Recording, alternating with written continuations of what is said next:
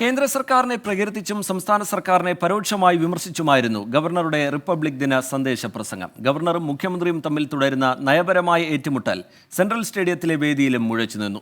തൊട്ടടുത്ത് ഇരുന്നിട്ടും ചടങ്ങിനിടെ ഇരുവരും മുഖം കൊടുത്തില്ല. 2 വട്ടം കൈകൂപ്പി ഗവർണർ അഭിവാദ്യം ചെയ്തെങ്കിലും മുഖ്യമന്ത്രി ഗൗനിച്ചതേയില്ല. വൈകിട്ട് രാജ്ഭവനിൽ നടക്കുന്ന ചായ സൽക്കാരത്തിൽ മുഖ്യമന്ത്രി പങ്കെടുക്കുമോ എന്നതാണ് ഇനിയുള്ള രാഷ്ട്രീയ ആകാംക്ഷ. 8:59 ഗവർണർ തിരുവനന്തപുരം സെൻട്രൽ സ്റ്റേഡിയത്തിലെ വേദിയിലേക്ക്. മുഖ്യമന്ത്രി എഴുന്നേറ്റു. മുഖ്യമന്ത്രിയുടെ വശത്തേക്ക് നോക്കുക പോലും ചെയ്യാതെ ഗവർണർ പതാകയ്ക്കരികിൽ. പതാക ഉയർത്തി സല്യൂട്ടും സ്വീകരിച്ച് നടത്തിയ പ്രസംഗത്തിലും രാഷ്ട്രീയ വിമർശനങ്ങൾ. ഉന്നത വിദ്യാഭ്യാസ രംഗത്തെ ബാഹ്യ ഇടപെടലുകൾ അക്കാദമിക മേഖലയെ മലിനമാക്കുന്നുവെന്ന് ഗവർണർ. വിയോജിപ്പുകൾ അക്രമത്തിലേക്ക് പോകുന്നത് ജനാധിപത്യത്തെ വഞ്ചിക്കലെന്നും വിമർശനം. The future depends on what we are in our thoughts and actions.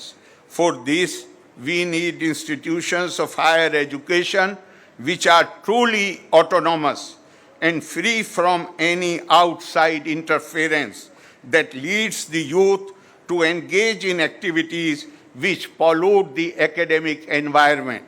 നരേന്ദ്രമോദിക്കും കേന്ദ്ര സർക്കാർ പദ്ധതികൾക്കും വാനോളം പ്രശംസ. Our Honorable Prime Minister Shri Narendra Modi ji envisions that we would utilize the spirit of Amrit Kal to take pride, develop better understanding and take pride in our cultural heritage and develop a robust self-confidence and strength to make the dreams of our freedom fighters to build India into a superpower. ചടങ്ങ് കഴിഞ്ഞ് മടങ്ങുന്നതിനിടെ governor മുഖ്യമന്ത്രിക്ക് നേരെ കൈകൂപ്പിയെങ്കിലും വിദ്യാഭ്യാസ മന്ത്രിയുമായി സംസാരിച്ചു നിന്ന മുഖ്യമന്ത്രി ശ്രദ്ധിച്ചതേയില്ല. ഇക്കാര്യം സദസ്സിലുണ്ടായിരുന്ന ബിനോയ് വിശ്വത്തോട് ഗവർണർ സൂചിപ്പിക്കുന്നത് ദൃശ്യങ്ങളിൽ വ്യക്തം.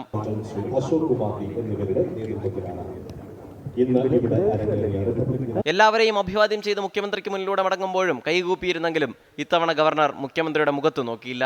വൈകിട്ട് രാജ്ഭവനിൽ നടക്കുന്ന ചായ സൽക്കാരത്തിൽ മുഖ്യമന്ത്രി പങ്കെടുക്കുമോ എന്നാണ് അറിയേണ്ടത്. 24 തിരുവനന്തപുരം.